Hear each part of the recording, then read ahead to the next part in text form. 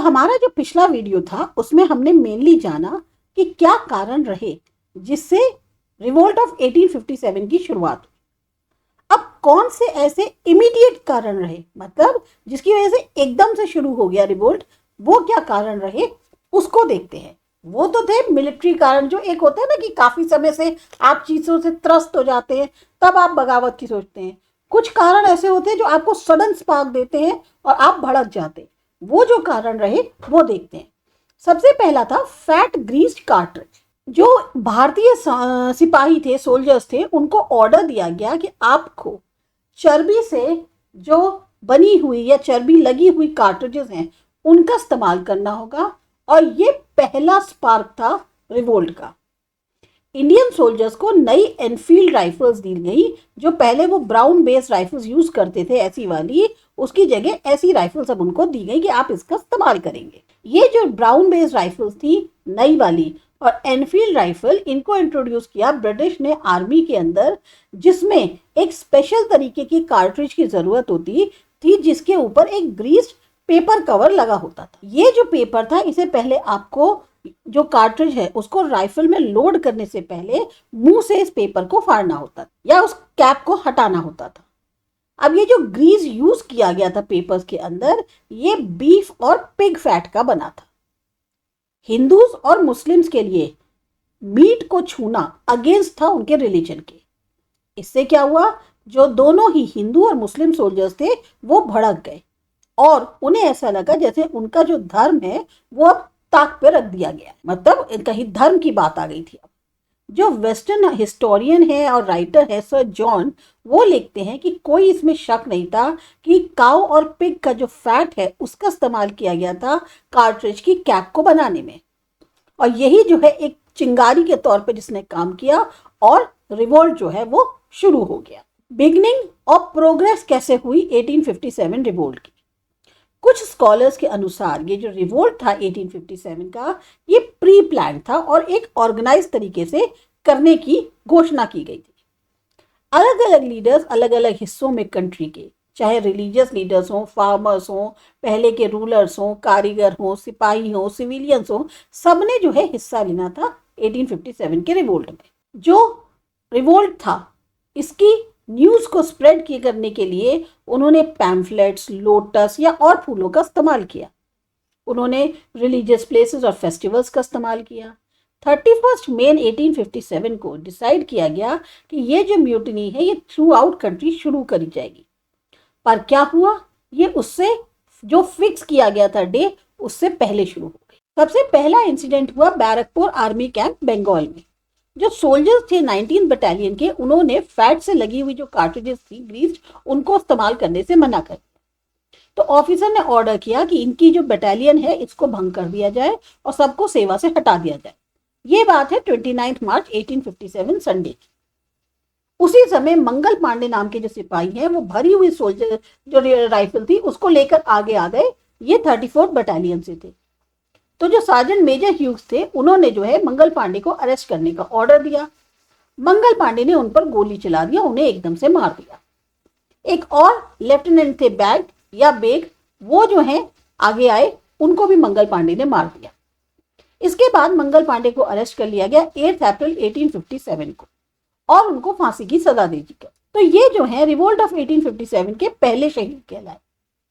जब मंगल पांडे को फांसी हो गई तो जो सोल्जर्स थे 19 और 34 बटालियन के, उनसे उनके हथियार ले लिए गए और दोनों ही बटालियंस को भंग कर दिया गया, उनको सेवा से हटा दिया गया। एक्चुअल में देखा जाए तो जो म्यूटनी थी, रिवोल्ट थी, ये स्टार्ट हुआ था मेरठ में 10 मई 1857 को, जब 90 के करीब सोल्जर्स का एक दस्ता जो है उसको दी गई फैट ग्रीस्ड कार्ट्रिजेस और उनको बोला गया कि आप इसको मुंह से जो इसकी कार्ट्रिज की कैप है उसको काटना होगा।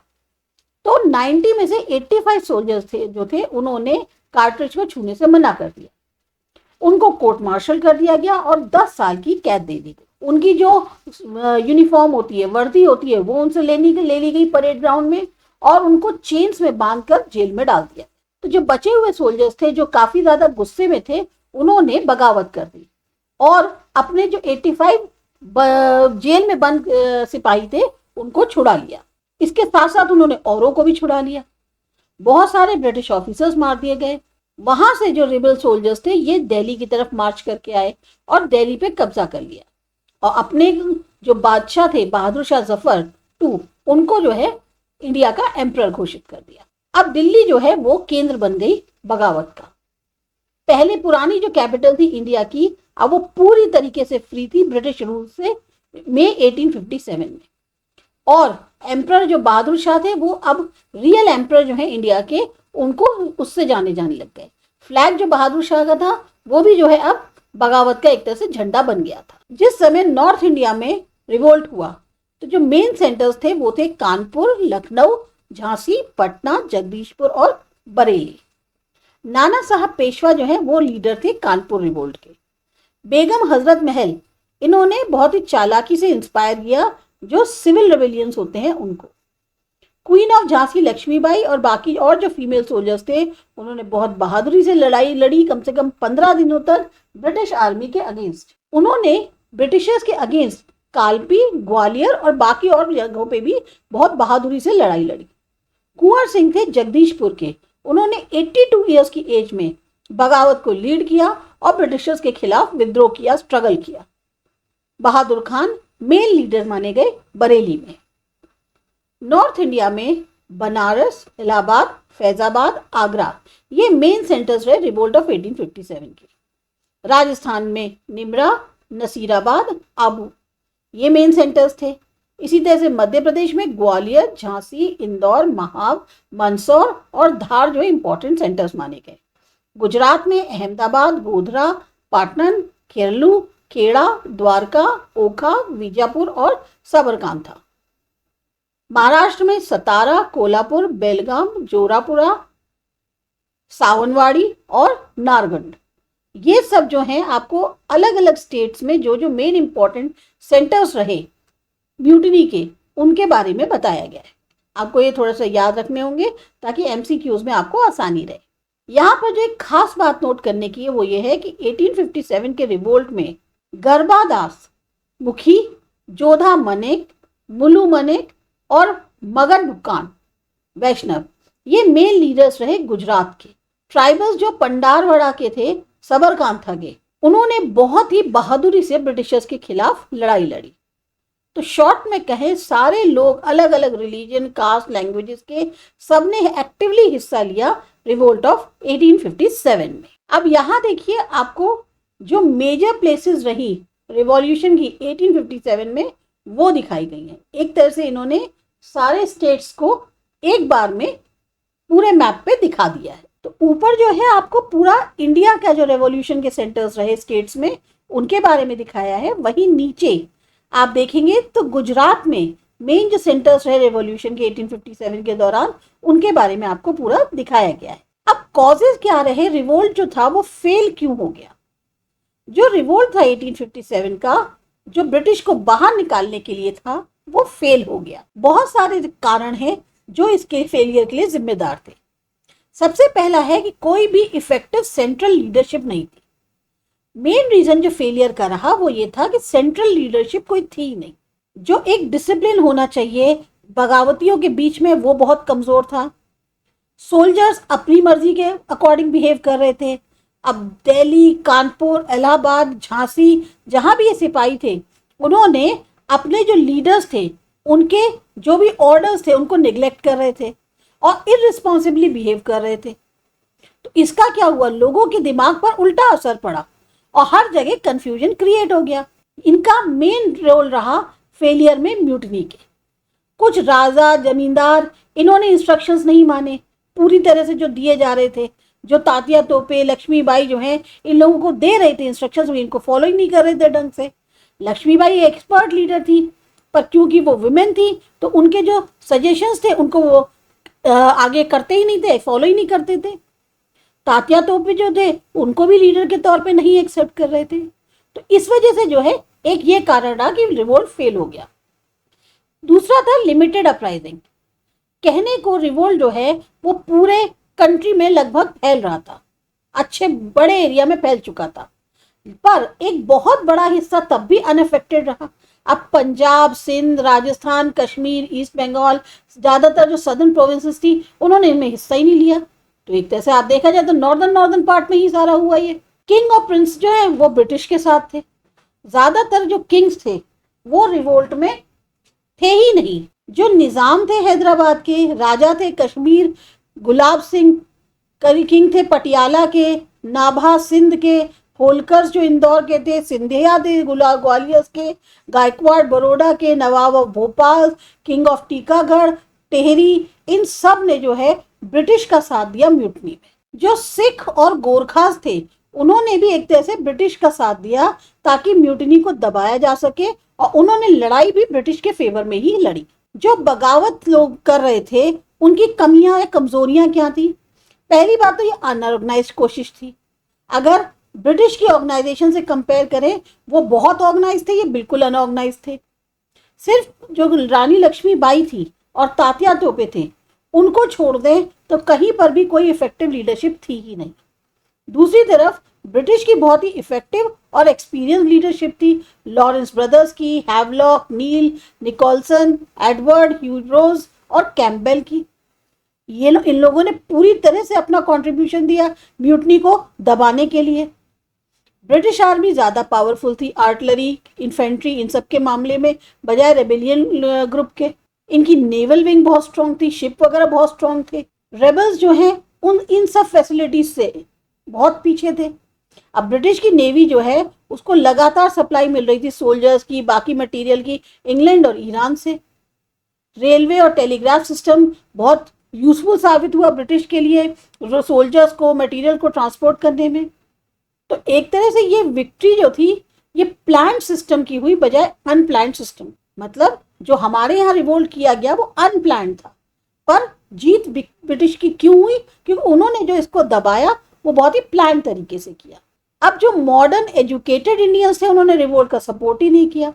ज्यादातर जो एजुकेटेड या पढ़े लिखे लोग थे उन्होंने रिवोल्ट में साथ ही नहीं दिया, ज्वाइन ही नहीं किया।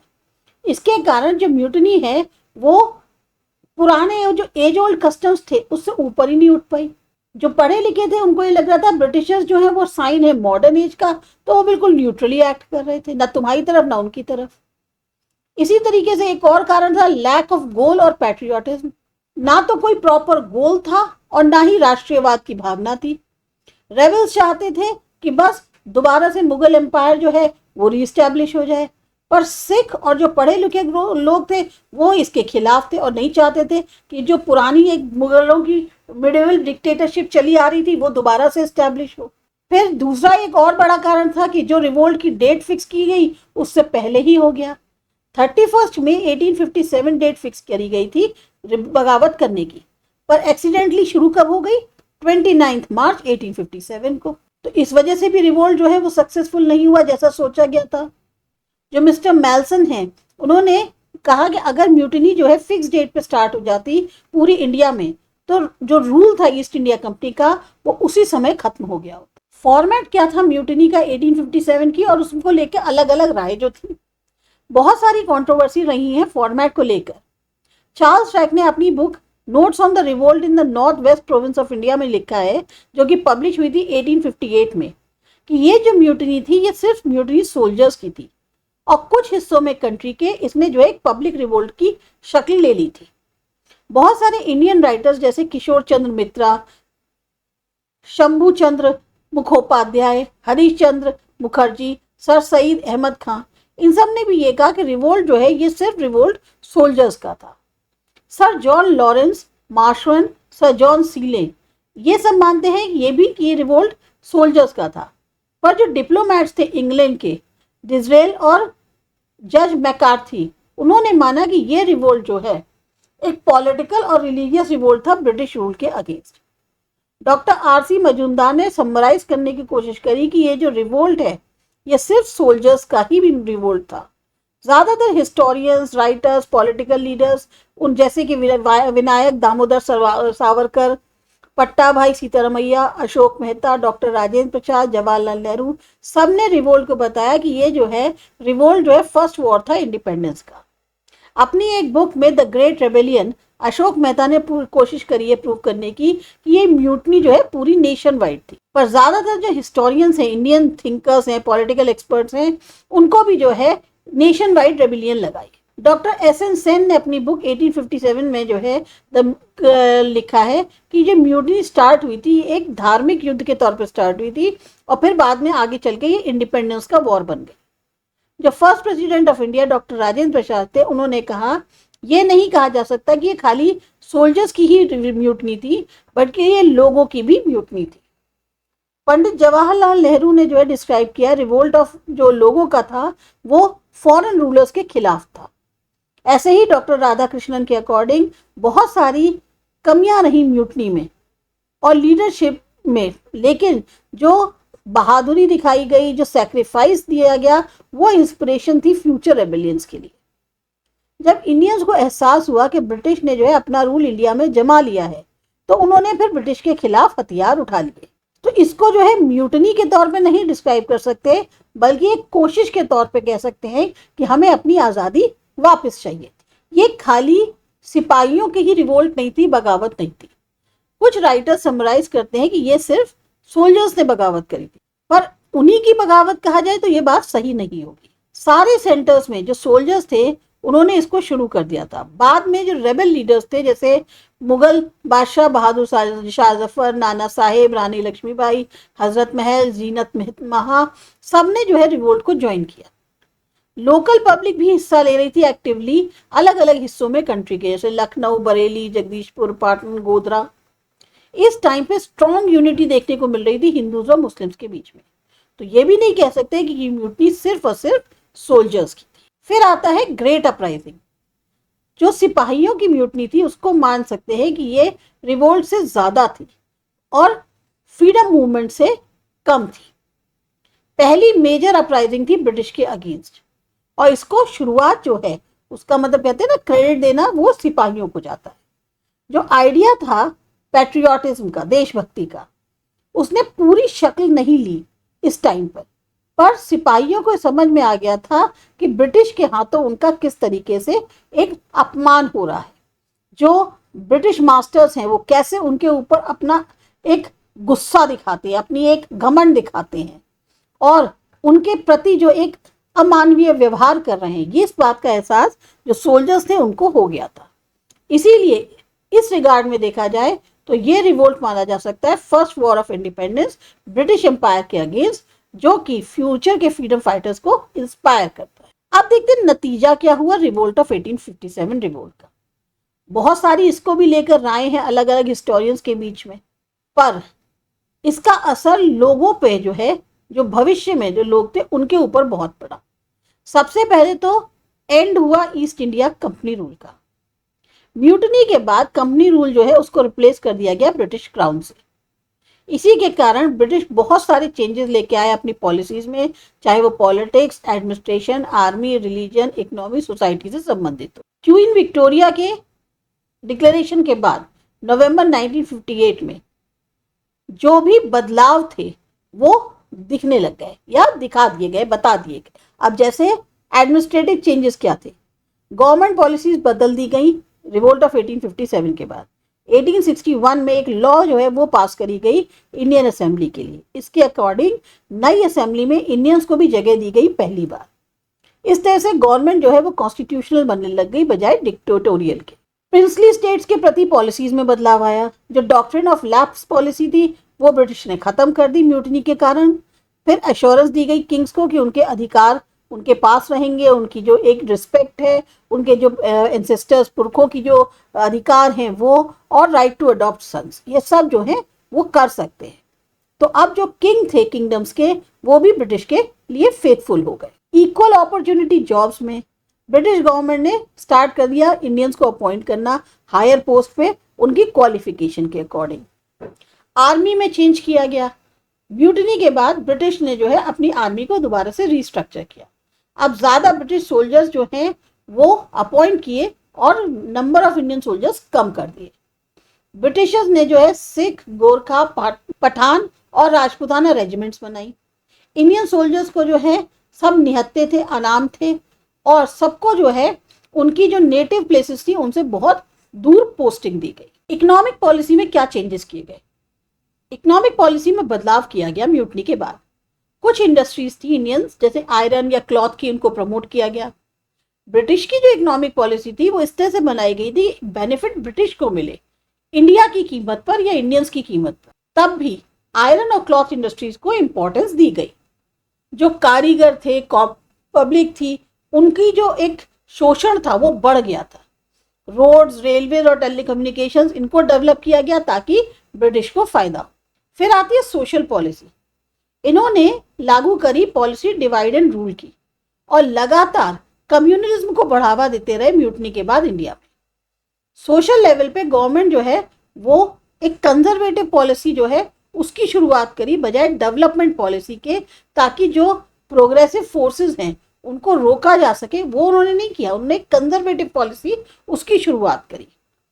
रिलीजियस पॉलिसी में देखा जाए तो बहुत बदलाव किए इन्होंने। अब ये न्यूट्रल हो गए रिलीजियस इश्यूज पे और इन्होंने क्रिश्चियन मिशनरीज को भी सपोर्ट देना बंद कर दिया। साथ ही साथ कोशिश कर रहे थे कि जो धार्मिक भावनाएं हैं वो ना आहत हों, तो इसलिए रिलीजियस लीडर्स या जो कंजर्वेटिव फोर्सेस हैं वो भी फिर इनका सपोर्ट करने लगे। तो ये जो म्यूटनी का फेलियर हुआ 1857 का, इससे मिडिवल एज तो खत्म हो गया और मॉडर्न एज की शुरुआत हुई। ब्रिटिश के रूल के अंतर्गत मॉडर्न नेशनलिज्म और डेवलपमेंट शुरू हुआ। नतीजा क्या हुआ? गांधीयन एरा जो था उसकी शुरुआत हुई, जिसने ब्रिटिशर्स को बाहर निकाल दिया कंट्री से और इंडिया को जो है इंडिपेंडेंस हासिल हो। तो ये हमारा चैप्टर है म्यूटनी ऑफ 1857। उम्मीद है आपको अच्छे से समझ में आया होगा। अगर आपको लगता है इसमें कोई आपको डाउट है तो प्लीज कमेंट में जरूर बताएं। इसके अलावा सब्सक्राइब करिए ASA एजुकेशन। मिलते हैं अगले चैप्टर में।